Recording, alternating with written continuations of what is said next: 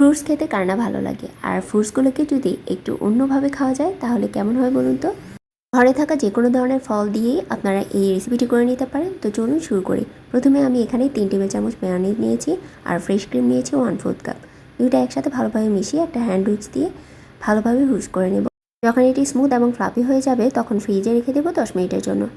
10 minute পরে আমি কেটে রাখা ফলগুলো দিয়ে দিচ্ছি। প্রথমেই দিয়ে দিচ্ছি এখানে কলা হাফ কাপ, 1/4 কাপ তরমুজ, হাফ কাপ দিয়ে দিচ্ছি মিষ্টি কমলা, তারপর দিয়ে দিচ্ছি আনার 1/4 কাপ।